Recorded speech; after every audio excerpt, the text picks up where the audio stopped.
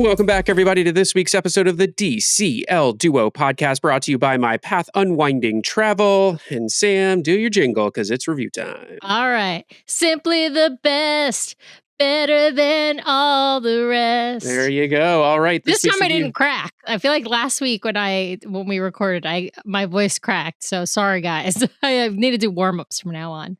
Yes. Yeah, we'll record that. All right. This week's review comes from Sarah 77778888887877. So there we go. We're just going to call you Sarah going forward because that's easier. This week's review comes from Sarah, who writes, a nice mental vacay while in the car.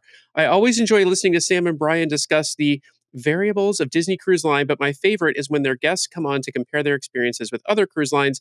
I've enjoyed listening to them expand past DCL into Royal, but I know their heart will always be for Disney. This is a well-organized podcast with great interviewing and flow, thanks in part to their other non-Disney life, I'm sure, and a must-add to any cruise fans podcast playlist. Well, thank you for that. A lovely review, Sarah. We really appreciate it. Yeah, I love that. I think that was a nod to us being lawyers, Brian. I think that's what that was about. Yeah, probably. But thank you again, Sarah, for that review. And for all of you out there listening, please remember that one of the easiest ways to help support the show is to head over to Apple Podcasts, hit those 5 stars. And if you leave us a written review, we will read it on the air at the top of one of our main episodes. All right, Sam, got a guest coming to us all the way from across the Atlantic, across the pond, as they like to call it. You want to introduce our guest? Absolutely. I am super excited. We are joined by a first-time cruiser, long-time listener, and we are super excited to be joined all the way from York in the UK by Nicola. Welcome to the show. Hi, thank you. I'm so excited to be here. We're excited to have you, Nicola. We got to talk Disney. I know you have not done a Disney cruise prior to this one. You also haven't taken trips to the Disney parks, if I'm correct about that. I've been to Florida. So yes, I have. Yeah, I've been to Florida a few times. Yeah. So I started, first time we went when I was 11, and we've been a few times since then. But that's the only park I've been to. Wow. You haven't been to Paris, Disneyland, or Disneyland Paris? No, embarrassingly not when it's so close. But we were due to go to Paris, which is how we ended up on the cruise, actually. But we haven't actually been there yet. Oh, wow. Okay. So you are a longtime Disney person. The rest of your family, have they done Disney parks or anything like that? No. So my husband has never been to any Disney park. And then we have a daughter who's 5 who has not been to any Disney parks either. So yeah, we're all really fresh to it. And I was really keen to get my husband into Disney, like show him the wonder of a Disney vacation. So yeah, there was a lot kind of riding on the cruise. But it was a success. Spoiler, it was a success. He loved it. Yeah. Oh, fantastic. You know what? Like, I think those non-Disney people, I actually think the cruise line is like the best introduction for those non-Disney people because the parks can be so like overwhelming. It's not super relaxing of a vacation. And it is like, I don't know, the parks are a little bit more in your face with all the character stuff, whereas the cruise line, not to say it isn't in your, like Disney is everywhere, but because they're such beautiful, classically designed ships, it's a little bit more of a muted feel than like walking down Main Street and having the big castle and all the, sort of theming around you. Well, let's start with the why, Nicola. Why did you guys, I mean, you had never taken any cruise before. Your daughter and your husband had never been to a Disney park. Why did you choose to jump in headfirst with Disney Cruise Line? So we were originally supposed to be going to Disneyland Paris. That was the original plan. We'd booked to go to Disneyland Paris, just the 3 of us, my husband and my daughter and I. And then our daughter, she's not diagnosed neurodivergent, but we think she has aspects that mean that she may be. And we'd booked Paris, and then we had a weekend away up in Northumberland in the north of England with her, and it was really hard work. She really struggled being away from home, being out of routine, even though we were in like a really kind of calm rural setting. She really struggled. And after that, we kind of on the way home, we were sort of saying, I don't think she's going to cope with Disneyland Paris. It would just be too much queuing, too much noise, too much overwhelm. We had to go back to the drawing board. We cancelled our Paris trip, which was devastating. And then I think like a week after that, I was just kind of driving along and I suddenly like Disney Cruise Line just popped into my head. And I was like, I know that they're sailing from the UK because I'd kind of seen when they first started coming over here at the beginning of the pandemic, but that wasn't an option for us back then, so we hadn't sort of considered it. So one of the things that my daughter really struggles with is sort of that lack of routine and being away from like a kind of safe home environment. And so I was like, this could be perfect because the ship moves with us. She will have, the room, which will be comfortable and familiar to her. It will always be there. It will always be accessible. But we get to get our Disney experience. We get to travel. It just felt like a bit of a no-brainer. So I came home, kind of suggested it to my husband, thinking it might be, a hard sell, and it wasn't. He was very much up for it. And yeah, and so I think within another week we'd booked the cruise and off we went.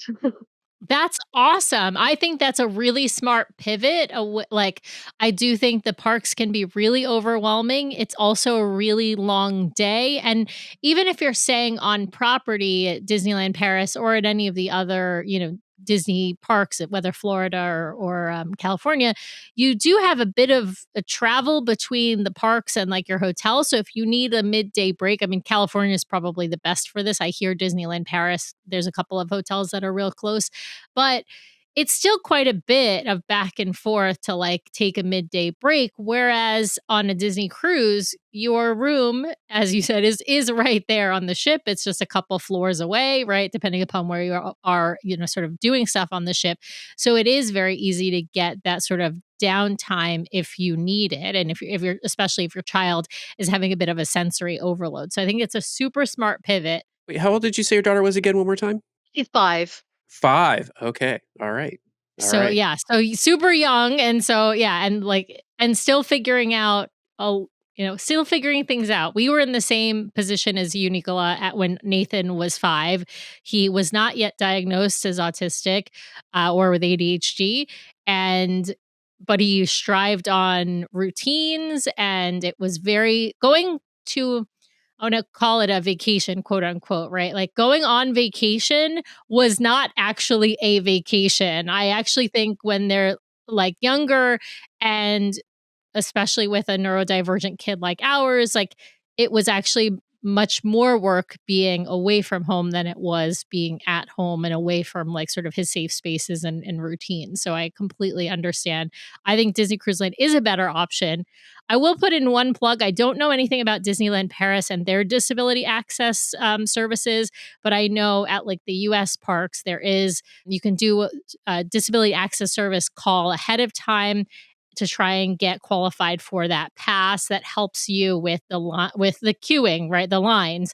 And that's one thing for us that has really worked, although I know it's much more difficult to get nowadays since they've changed the rules, at least at the US parks. Like I said, I'm not sure what's available at Disneyland Paris, but I want to put a plug in for parents or adults, either adults with disabilities or parents of kids with disabilities. Like that is an option if you can, qualify through through those programs. So, but let's dive into the planning, Nicola, because especially with your 5-year-old, I'm curious, did you guys watch YouTube videos to kind of introduce her to the ship and what the stateroom would look like and things like that? Because I do think for kiddos who strive on routine, that can be a really good way to prepare them, unless they're like Nathan and who says, I want to be surprised, which I think is crazy, but it is what it is. We dove straight first into YouTube, and I think it was a really helpful resource. So as much as you kind of oscillate between like you want a bit of surprise for yourself, but equally I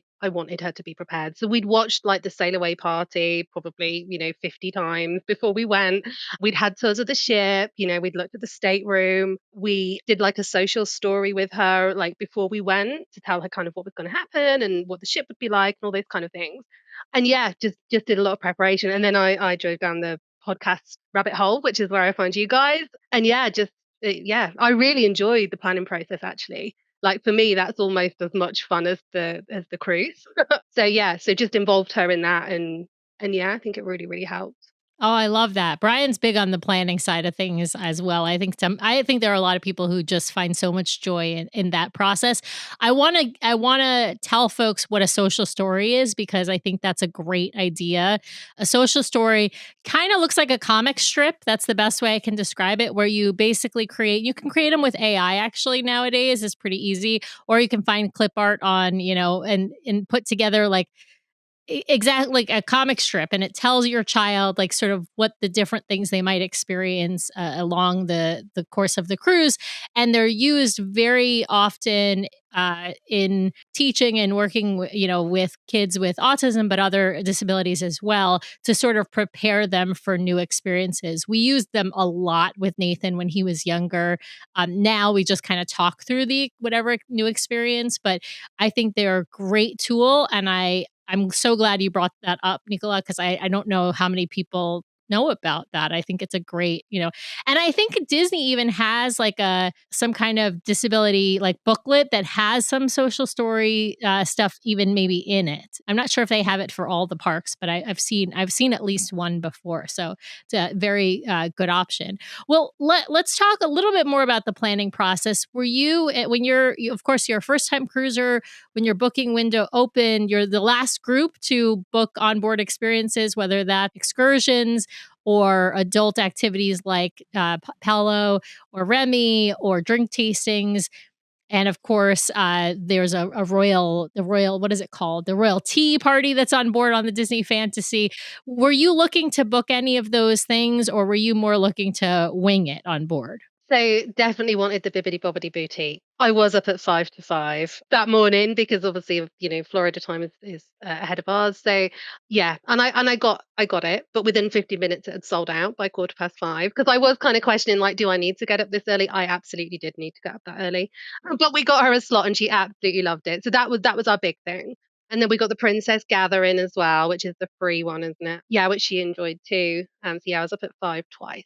Right. So midnight Eastern time, so 5 a.m. in the UK, depending upon how daylight savings falls, right?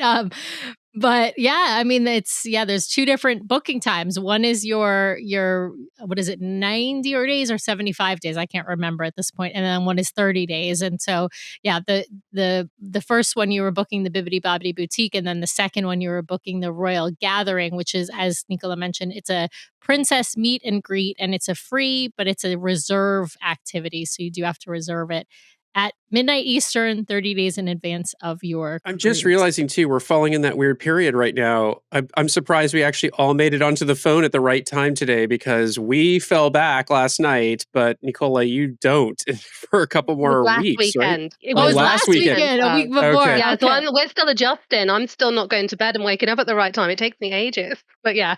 Yeah, ours was just last night. So as we're recording, it's November 2nd. So we just gained an hour last night. And so yeah, that's why I mentioned, because the depending upon when daylight savings, because we move our clocks at different times than you all do in the UK. And so the hours can be it's actually very confusing to figure it all out. Yeah. Especially when you're doing those booking windows, either, however many days in advance of your cruise. All right, so you get Bibbidi Bobbidi. I will say, Bibbidi Bobbidi is something that if you don't get ahead of time, you can get on board. They do hold some spots back for onboard booking. What were your port stops that you guys had, and were you planning on booking any excursions for those? Yes, we only had one. It was La Coruña, and we chose not to because we didn't know whether we'd be getting off the ship. We didn't get off the ship. We very much left that up to kind of how our daughter was doing that day. She was very tired that day, so we just decided to enjoy the ship. It was a bit quieter. So no, we didn't book anything for that. Yeah. Well, and that's smart. I think one with young kids, but two with kids who are neurodivergent. Like, you just never know how the day is going to go. And you don't know if they're going to be up for an excursion, and you don't want to have paid, $100 a person for an excursion that you then have to last minute cancel and perhaps have to pay for the entire amount. So yeah.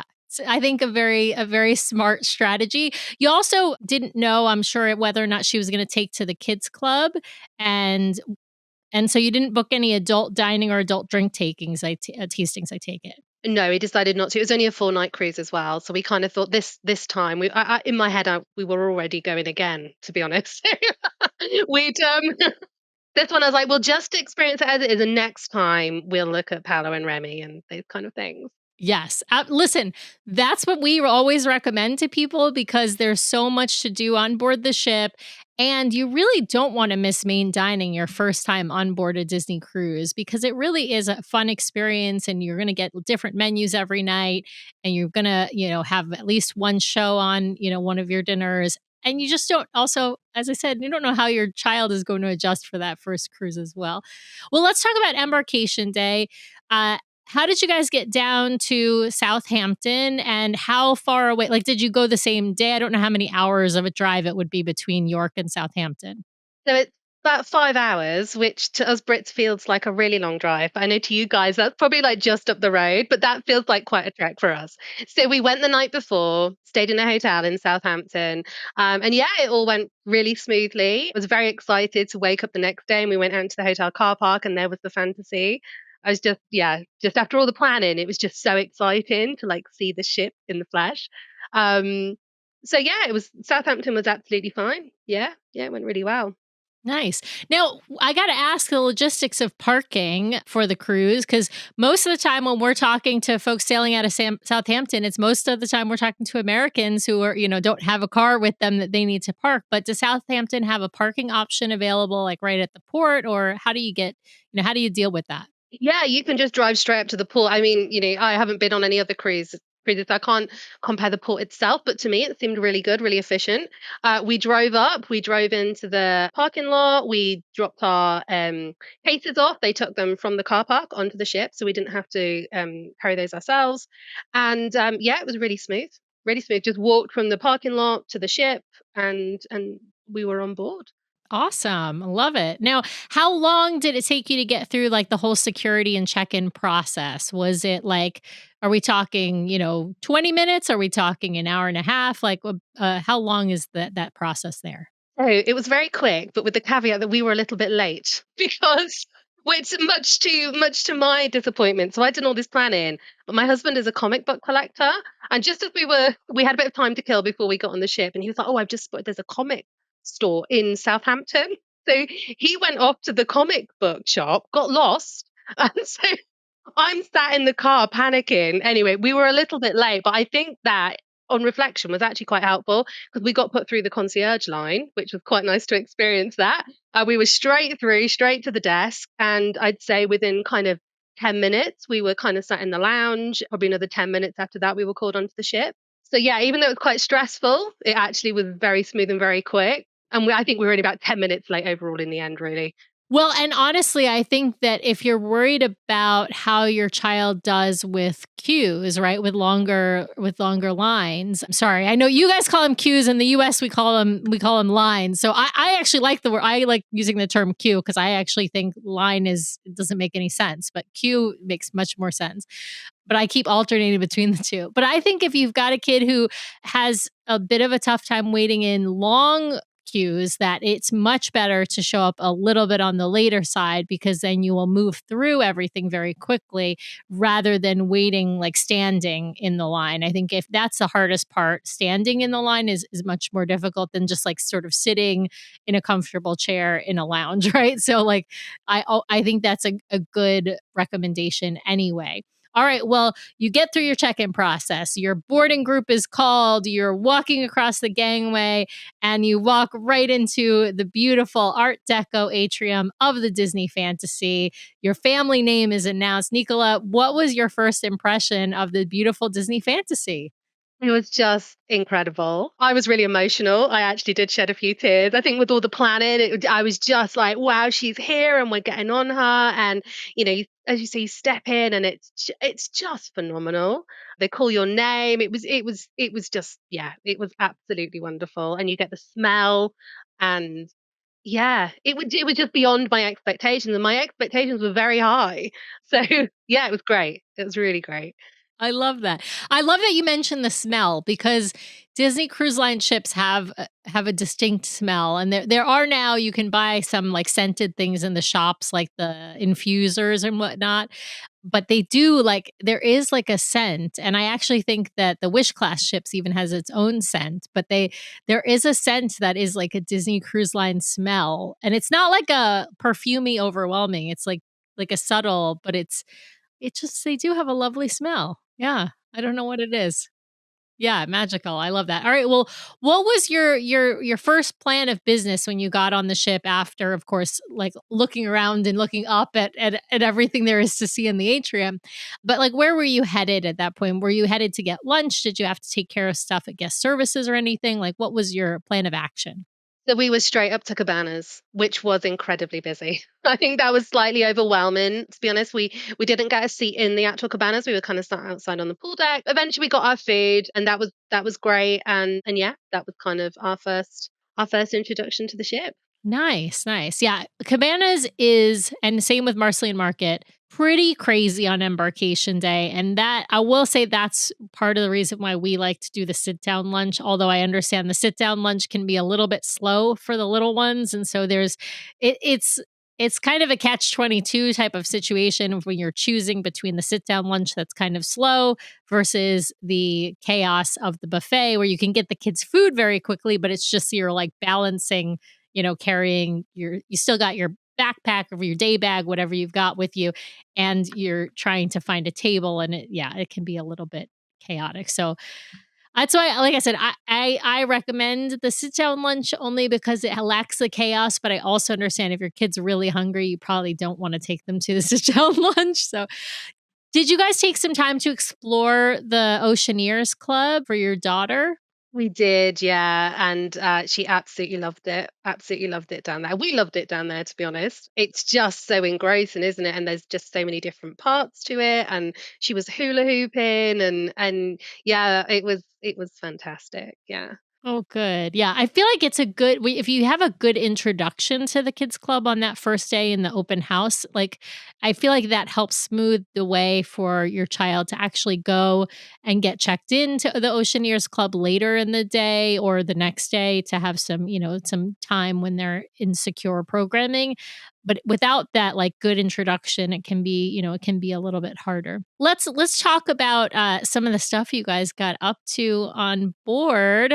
Of course, is your first experience with everything, like with trivia's and game shows and stage shows and pool deck. Like, what were you guys like?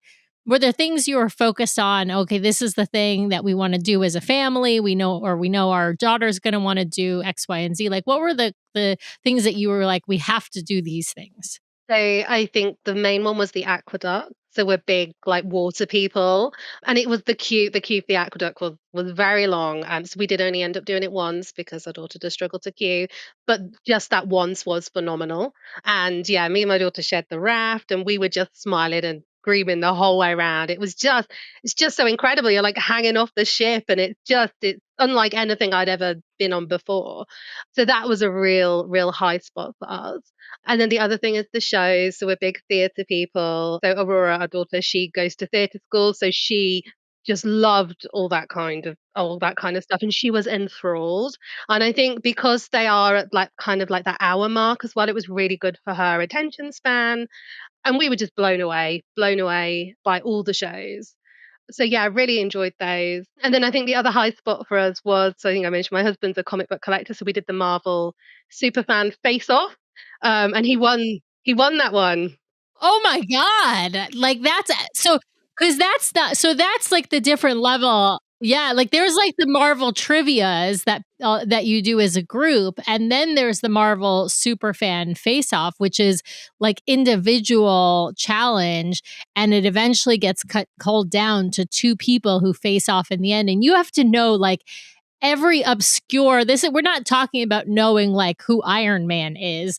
We're talking about knowing, like that Iron Man became Doomsday, that became whoever. Like, we're talking about like the minutia of the comic stuff. Yeah, that's incredible. So yeah. Yeah, it was. And I think he was slightly thrown by it because he's quite introverted and comicky, and he went in thinking it was the trivia. And then when it got down to like he was pulled up on stage and he was like, oh my goodness. But He just knows it all.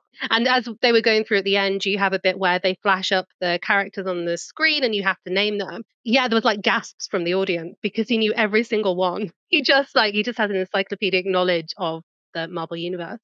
So yeah, he did well. You gotta get him on one of the Wish class ships so he can see, Marvel the Marvel restaurant. Why is this? Worlds of Marvel. But you need to look at a Marvel Day at Sea now. He would love that. Yeah, absolutely. Yeah, and those are, of course, all of these are out of Florida, Yeah, but unfortunately. Yeah, yeah. yeah, You can although make a we trip, know it's fine. yeah, exactly, you'll have to make a trip to Florida, but although the Wish is gonna be coming over to Europe for the summer season, not this coming year, so not in 2026, but in 2027. Disney hasn't announced it yet, but it's obvious from the schedule. And so that will be, I mean, if you don't want to travel across the pond and sail out of Florida, that's an opportunity to get on a Wish class ship at least, although it won't be Marvel Day at Sea. Yeah. I love that. I think that's amazing, Nicola. I mean, all those Marvel trivias I think are really hard. And Brian and where I will call us, I've called us We are Marvel tourists. We are not Marvel yes, super fans. correct. Yeah. We are casual, like we are casual Star Wars fans. We are also casual Marvel fans, right? So we've watched all of the movies, but we don't necessarily watch them the day that they come out. And neither of us have read any of the comic books, so we don't know if it's like hardcore deep Marvel lore. We don't know any of it. But it's not just knowing the characters, right? Like in that Marvel super fan face off, it's also just being able to spit it out. It's like kind of with if you think about like watching Jeopardy, right? Like there are people who might know the answers, but you also have to be fast and be able to spit it out when asked. And that takes skill. So I'm going to give him a little clap and kudos to your husband. Wow, that's pretty amazing. Now we've got to talk about some of the food experiences, of course, on the ship, because you mentioned Cabanas. You went there for your first day lunch. But of course, you have your 3 rotational restaurants. You also have pool deck food on the Fantasy. Listen, it's not Wish class level food, but it's good food. And I say that because the pool deck food on the Wish class is the best. We've talked about it a lot, although the Fantasy just got upgraded to have Ramon's Cantina, similar to Donald's Cantina. But what did you guys think of the food overall? I mean, were you surprised, impressed, let down? And also, I'm curious how your daughter did with the food on board. Yeah, no, overall, we thought it was fantastic. Again, high expectations, but they were absolutely met. My parents were traveling with us as well. And I think, my dad I don't think his expectations were quite as high, and he was blown away. Like that he had, I think it was a duck confit. He said it was like some of the best duck he's ever eaten. It was, it's really good quality food, isn't it? And it's just, presented so well. And our servers were great, and the atmosphere of the restaurants. Yeah, we absolutely loved it. It was really good, yeah. Now, had your parents been on a cruise before? Yes, they have. So they've done several, I don't know all the different ones, but I know they've done like Celebrity and they've done P&O and things like that. So yeah, So they had a cruise good quite a basis bit. for comparison, I think, with food then, because I mean, I don't know about P&O because we've never sailed on it, but Celebrity is known for having very good food as well. And we always think that Disney has very good food, and we've been on a few other cruise lines at this point. Is every dish a star? No, but everything is edible, and some of it's really good and some of it's just okay, right? Like this. What about your daughter? I mean, how did she do? Was she into the kids menu, or is she more adventurous than our son? No, she did. She stuck mainly to the kids menu. She did order one, and she was a bit disgruntled because she didn't get a starter. So when they were bringing the food out, we all got a starter, and she was kind of like, "Where's my starter?" So then they started kind of like bringing her a little bit of her food earlier. And then one time she did actually order a starter off the adult menu as well, just because I think she wanted to kind of feel grown up. But no, she did really, really good with the food. Lots of chips. We were on holiday, so it's fine. And she actually loves vegetables, so they would bring her the vegetables on the side, and she'd really enjoy those. She didn't like the macaroni cheese, which I found quite surprising because I loved the macaroni cheese. But yeah, that wasn't her thing. But she loved the chicken tenders, and yeah, she definitely ate plenty and didn't go hungry. Well, that's good. Yeah. I mean, listen, we let Nathan eat like as many French fries as he wants when we're on vacation and as much mac and cheese as he wants when we're on vacation. It's just, I mean, and he loves vegetables too. So they always have to bring him extra vegetables because they give you on the kids' plate, they literally give you one piece of carrot, one piece of broccoli, and one piece of cauliflower.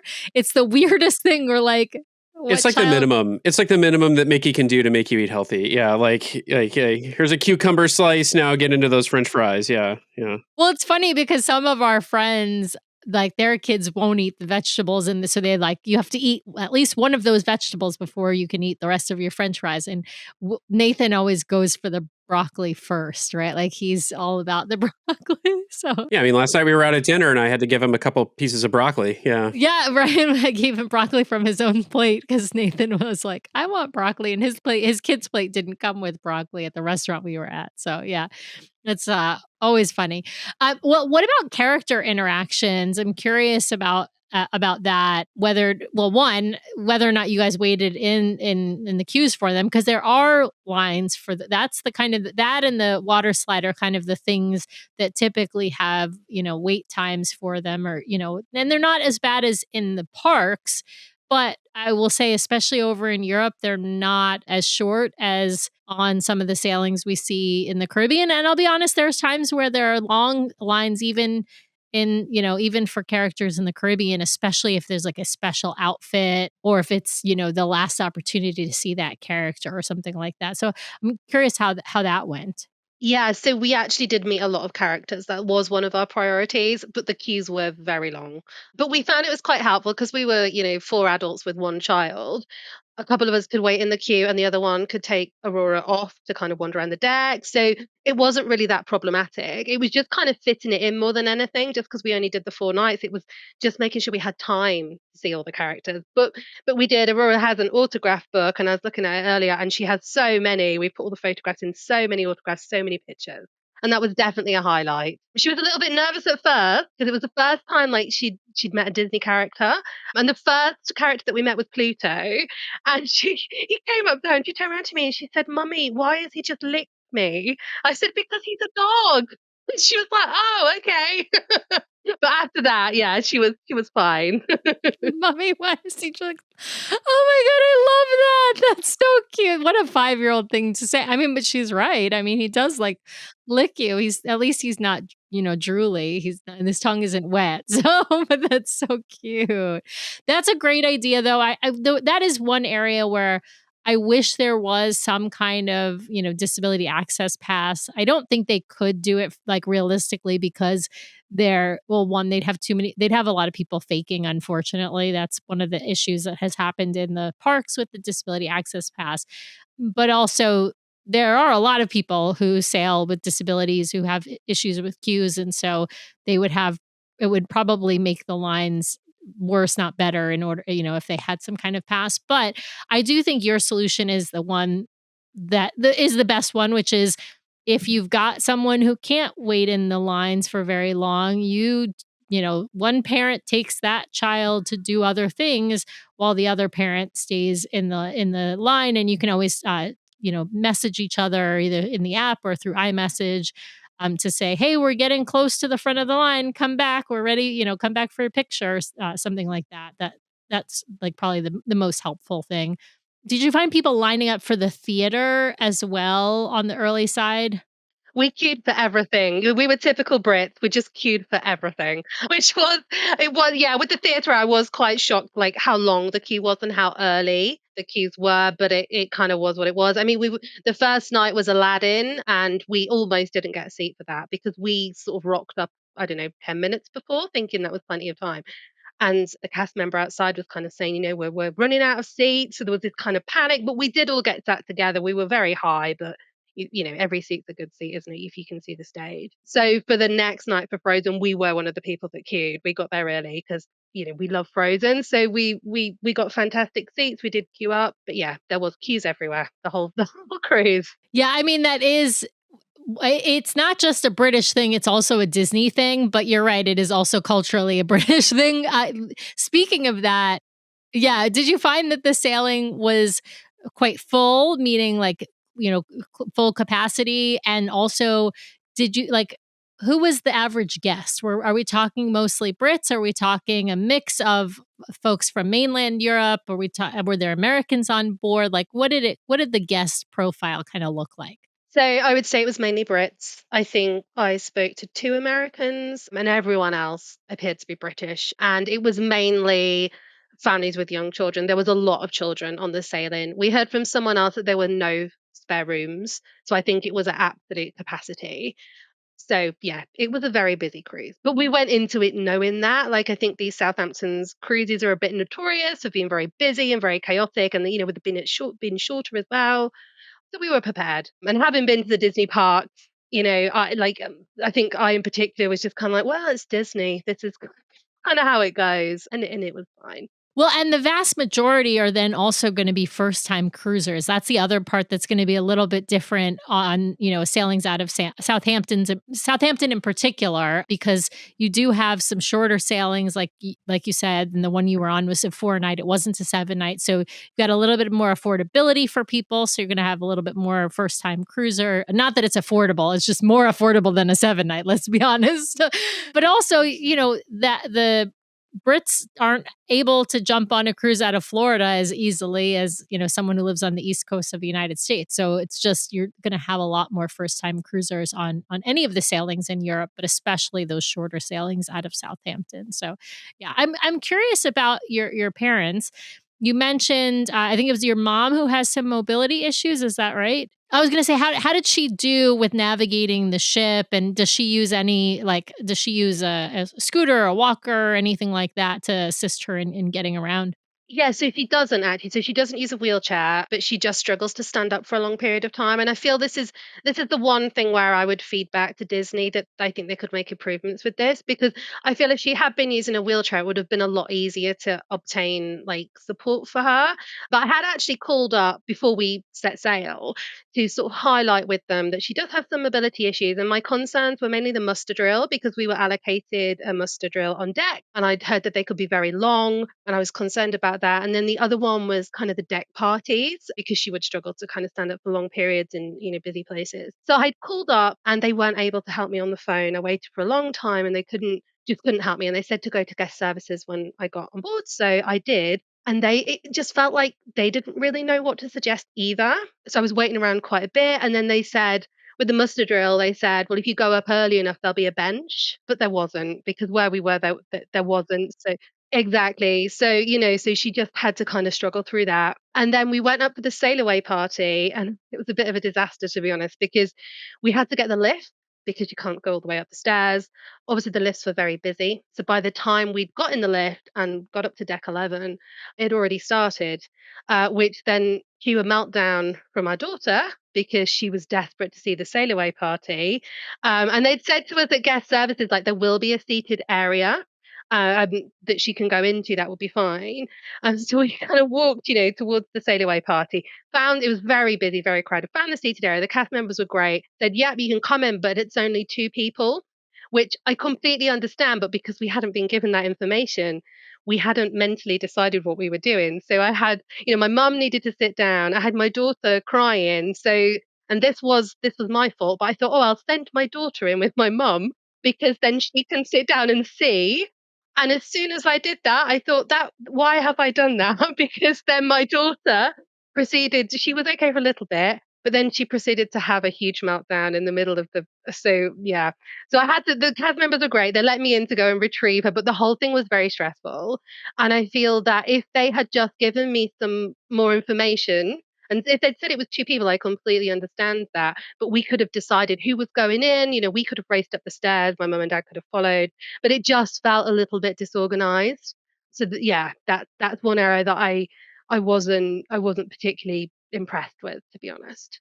I think your complaints are 100% valid. Like, that is the one area that I feel like you know, there's not great communication between the shore side folks and the onboard folks. And even the onboard folks aren't, like, you have to basically demand the solution, and you don't even know what solutions are available, right? And so it's it's quite difficult. I mean, it's good to share this information with folks. I did know it was two people. So it's basically the person with the disability plus one, person are allowed to go in, sort of that seating area for the deck parties. But that doesn't obviously always, it's not a great solution when you're a group that's a little bit bigger. My best advice would be have, mom and dad wait for the lift and go to that area, that, the handicap accessible area, and you all race to the deck party to get there on time. If I could rewind and give you advice, that's probably what I would have said to you. But it's really, of course, that's a hindsight recommendation, but that's what I would give to other folks in your situation. That's probably your best bet. Yeah, and because it is hard. It's just hard, and sometimes your kid's gonna melt down, and you're just gonna have to go with the flow, right? The other thing I would say is, though, those. Have you ever seen those canes that have a little seat thing, that kind of the cane? Okay, yeah. Yeah, so that's something I would recommend for someone who is not maybe doesn't need a wheelchair, but does need a way to rest every once in a while when we don't know if there's going to be a seat available. Those canes that turn into kind of a seat, I think that's a good option for onboard a cruise, because it would give you a place to be able to, they open up into like a little trifold stool. I don't know how to describe it otherwise, but that would be probably the only other option. But I will say there used to be, we have heard that there are alternatives for the muster drill, and we've never actually seen it in place. Like we had asked for that when Nathan was younger and had a harder time with the muster drill. Now that he's gotten used to it, he can do it just fine. Although we do prefer that virtual that they did during the pandemic restart. That would be great if they brought that back. I don't think that's coming back, but yeah, it is. There are definitely some things I think that Disney could do to make the cruise line more accessible, particularly for physical disabilities that unfortunately Disney's not maybe listening to me. But Well, but I'd also say they do, for folks with physical disabilities, they do a pretty decent job of accommodating them for the muster drill. but only if you've got like they don't have a bench available. To Nicola's point, they didn't have a seat or a bench available for her mom, or let her mom like leave the muster drill early, right? Like that could have been an option. Was Well, I okay, feel like they usually do that for the theater folks. They always let them go first out of the yes, theater. they do, yeah. So for the theater, they're good, but if you end up with an outside deck, you don't really have a great option. I mean, they're do better if you have, frankly, like you said, if you have a wheelchair, you're actually better because it's more obvious that you have a disability, and then it's easier for them to like make accommodations, right? So that's the one thing. That's the other probably piece of advice, is to bring a wheelchair even if she doesn't need it all the time. But that's convincing parents to actually use a wheelchair, and that's sometimes a bit of a harder battle. Yeah. Well, Nicola, what else? What have we missed? I mean, you guys decided to stay on board for the one day that you had a port day. What did you guys get up to on that day? Anything in particular? I'm sure the ship was quite empty comparatively to the other days. Yeah, so we did the Midship Detective Agency, which that was a definite highlight as well. And it was nice because it was so quiet. So, yeah, I think that was the main way that we spent the morning of that day. And then in the afternoon, we had to get Aurora to nap, which was a challenge. But it was pirate night that night, and she wasn't going to make it. We had late dining, which was a little bit late for her. So she was just getting progressively more and more tired. So, yeah, did Midship, and then we had a bit of a rest, which it was a nice day. I want to hear how Bibbidi Bobbidi Boutique went, since that was such an important part. Yeah, how did that go? Yeah, it was fantastic. Aurora absolutely loved it. We kind of went in and she was off already picking her dress, and she had the full work. So she had the makeup and the nails and the hair. She had this kind of, big long purple and blue hair, and she chose to be Jasmine, which yeah, She it didn't was want to be fantastic. Princess Aurora. She's Aurora. She's She already had the Aurora dress.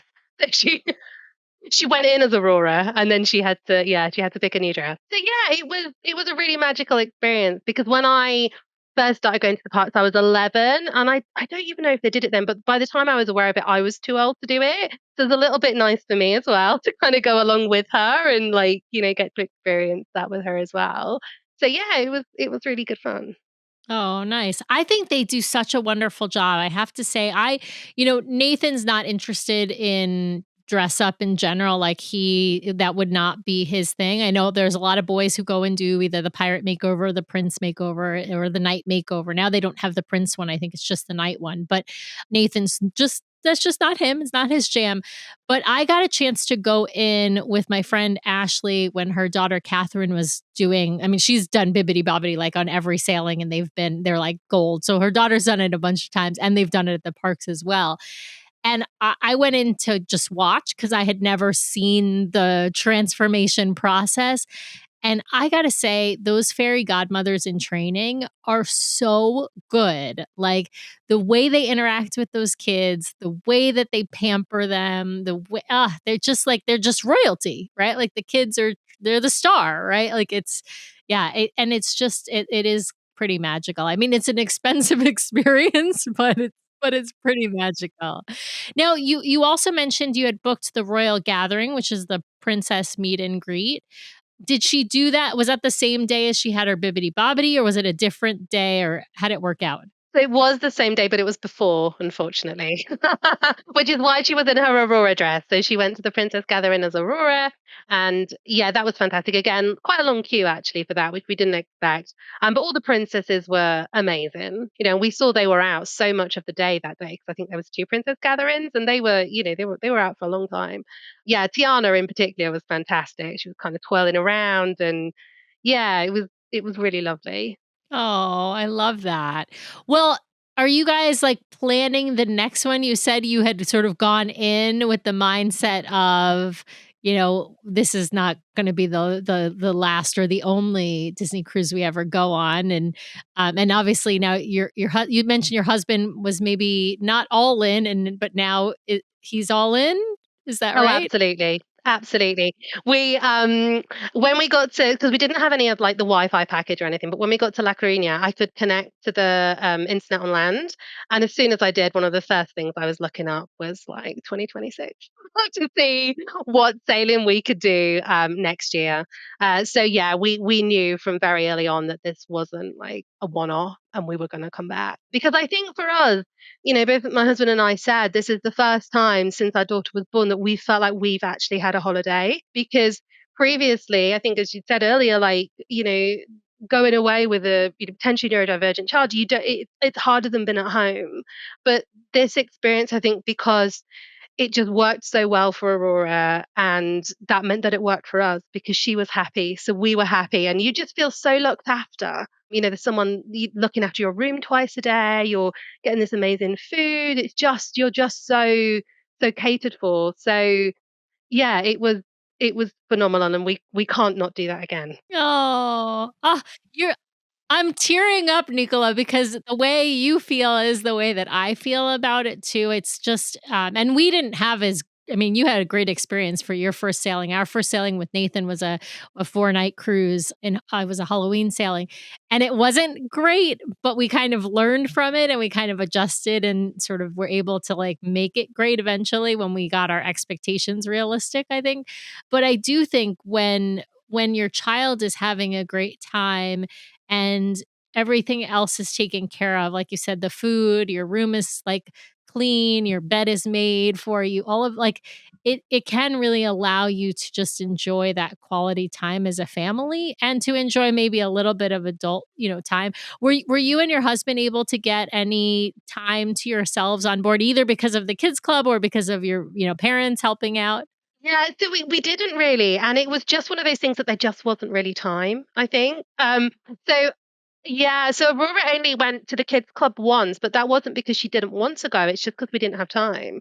And she went because Stitch was in the kids club, so we had to make sure she went basically with him. So we had about 45 minutes where she went to see Stitch. We got up to the adult only area. I opened my book. I read about 2 pages, and then we got the text to say that she was done. And then we were back down to the kids club. But it was still nice just to have that that little moment. But yeah, it was just so busy. So we were together a lot. But that was nice. That was nice as well, like to spend time together as a family. Nice. Well, Nicola, it sounds like an amazing trip. Is there anything we missed? Anything that you wanted to be sure to share that we didn't talk about? No, I don't think so. I think we've covered most of it. Yeah. All right. Well, in that case, I think we have reached that point in the show where I need to hand you back over to Sam for some arbitrary questions, some arbitrary rules, and a dash of judgment are the round we know as rapid fire. So, Sam, take it away. All right. You knew this was coming, Nicola. We're going to start with some Disney favorites, then we'll talk some Disney Cruise Line favorites. Of course, the one question I don't need to ask you is which one is your favorite ship? Because the answer is, of course, the Disney Fantasy. So we will start, though, with your favorite Disney character. And when I say Disney, you can choose anything and everything that Disney owns. So lots of stuff that we don't even think of as classically Disney. But yeah, who's your favorite character? So I have agonized over this question because there's so many. So I've got one and then two special mentions, if that's okay. So Donald Duck is the absolute classic for me. He's been my favorite my whole life. So yeah, it would be Donald. So we were so excited. He's also my husband's favorite. So when we met Donald, it was just so exciting. But the special mention, yeah. So special mention also to Baymax and to Sadness as well. So I feel like they're like my spirit characters. I really identify with them. So I see you've got Sadness right behind you, just over your head. Yeah. I love that. I love it. Yeah.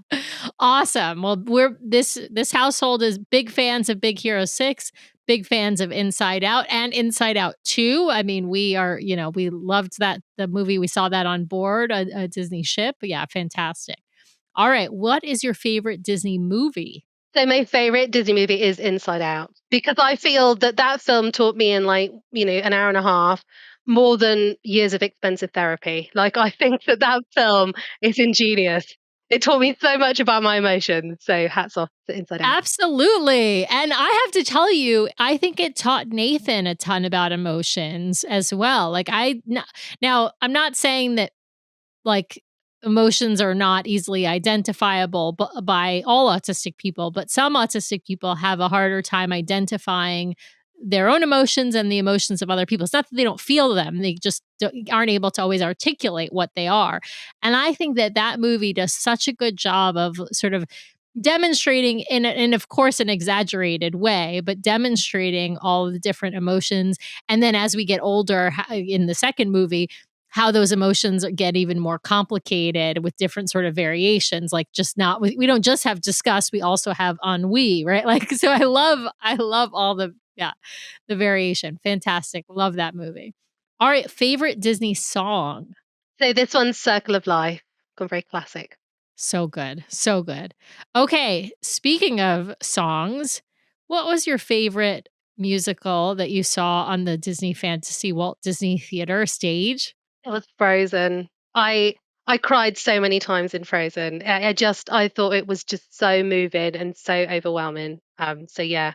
It's just a fantastic production. It really is. I mean, like all of the ships have at least one production that I gotta say kind of blows me away. But there's something about the puppetry in Frozen that I'm always like just in awe of. So yeah, fantastic. All right, moving over to activities. What was your favorite onboard activity? So I think it would be the AquaDuck because it was just, yeah, so unusual. Yeah, so much fun. All right, favorite rotational dining. Animator's palette. Just loved all the theming. We did Turtle Talk with Crush, and he spoke to us, which was obviously great. But yeah, and we got to go there twice because we had Pirate Night there as well. Very nice. I love having Pirate Night at Animators. I think if you've got a choice, people ask all the time actually in our Facebook group, oh, what rotation should I, request or whatever for dining? If you're on a ship that has animators and you've got a Pirate Night, you should request to be in animators on Pirate Night. So that way you get 2 nights in animators because at least you get the pirate pictures on the screens then. You don't get that in any of the other restaurants because there are no screens. Yeah. So I love that. Awesome. Did Crush talk to Aurora then? Yes. Yes, mainly to Chris, mainly to my husband. But yeah, he did speak to Aurora, which was just magical. I love that. Yeah, Nathan actually the first and only time Crush has talked to Nathan on the ship was on the Fantasy last New Year's. It was we were just lucky. We'd never been at the right table before, and this time we were at the right table, and they chose Nathan of all people to talk to. It was really fun. All right, well, we got to stick with food. I'm going to ask you a favorite sweet item and a favorite savory item on board your Disney cruise. So we're going to start with the sweets because the savories are the best. So we save the best for last. What was a favorite sweet item on your cruise? The banana soft serve. So nostalgic because you don't seem to get banana ice cream nowadays. So yeah, I absolutely loved the soft serve. It also reminds me of the banana runt candies that we used to eat when we were kids, at least. We used to eat these, so good. But yeah, Brian and I both love the banana soft serve as well. All right, what was a favorite savory item? So I am a huge fan of truffle. So it was the truffle prosette. Yes! Absolutely. Yeah. Yeah. They were Yes. great. Eat your heart out, Josh Wilson, the DCL villain. Those truffle prosecco keep winning. We get lots of people give me that answer. So I love that, Nicola. That's awesome. All right. I mentioned your favorite ship was already. I think they're just pandering to you, Sam, just to be Yeah. clear. But, No, I don't think so. That seemed like a genuine answer to me, Brian. Oh, yeah. I love truffle. There you go. Yeah. I love truffle too. I mean, truffle popcorn, truffle on French fries. Like it's just, yeah. Yeah. Especially with something a little salty. Yeah. All right. My last question is what is your bucket list cruise, Nicola? If you could go anywhere in the world on a Disney Cruise Line ship, and it doesn't have to be someplace that Disney Cruise Line currently sails, it just has to be someplace close to water, where would you go? So I'm going to New Zealand and I'm also coming back from New Zealand. So I guess it's kind of around the world tour, but for two reasons. One, because then I'm maximizing my time. I'm getting a nice long sailing. But secondly, my uncle lives in New Zealand and Aurora's not ready for long haul flights. But I think she could do several weeks on a Disney cruise line. So yeah, we're kind of killing two birds with one stone. So if I could, that's where I would sail to. I love it. All right, you're going to have to take a transatlantic first and then drive across the US and then take a transpacific. It's going to be a long vacation, Nicola. I don't know if your job may let you go, but but it sounds like an amazing vacation. Yeah, I love it. All right, well, congratulations. A+, flying colors, no judgment, all great answers, and I'm giving you bonus points for picking like 3 of the best characters in the Disney universe as your favorite characters. So I love that. Well, thank you. I'll take You're it. welcome. Well, Nicola, I know you mentioned you got the placeholder on board, I believe you said, but are you eyeing a specific sailing at this point? So we have already booked. We had been back on dry land for 48 hours and I'd already booked the next one. So we are going next year. We're actually going to cruise out of Barcelona and cruise back to Southampton. So fly over, have a few days of Barcelona, and then pick up the ship and cruise back round. Oh, that's so smart. What a good idea. Yeah, because then you'll have, one flight that's not super long and then no flight really on the way back. That's very, very smart. So you'll just have to take transportation home then from. Yeah, we'll hire a car, I think, and just drive back up.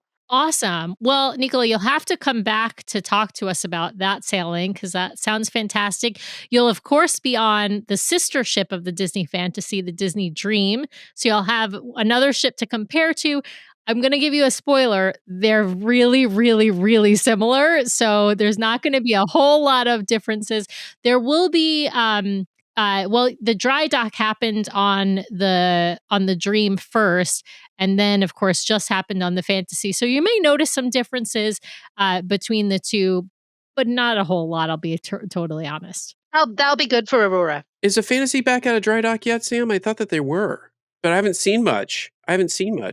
So I believe that they actually sail today out of Southampton on the transatlantic. So I believe, so that means they're leaving probably around now as we're recording because it's, it's 1:11 in the afternoon Pacific time. So we're like 8 hours. Though they probably already sailed out of Southampton. Yeah, it's just gone 9:10 here. Okay, yeah. So they must have, yeah, they probably left Southampton a couple of hours ago to start their journey back across, because I think it's today that they were leaving, because I think the dry dock just ended. They were doing some sea trials a couple of days ago following, because they retrofitted that, I forget what they call, but that bulbous thing on the front of the ship that's underwater. They actually changed the shape of that because the technology has changed over the years, and so that's kind of a big, retrofit, and so they do have to do sea trials when they do make that, that big of a change. So they did that a couple days ago. So yeah, I think it's today that they're leaving. If not, it's within the next day or two. Just like waiting to see if there was all the rumors swirling about stuff that they hadn't really announced yet, for like the Enchanted Garden and things like that. So just curious. We'll have to hop on threads, I guess, here and see if people are posting photos. Yeah, I'm sure we'll start seeing stuff on social media, and then we'll of course be posting about it. But Nicola, as we said, we'd love to have you come back. So come back next year when we'll book you a recording for your Disney Dream Sailing out of Barcelona. And with that, we'll just say thanks so much for coming on the show. Thank you very much for having me. It's been fantastic.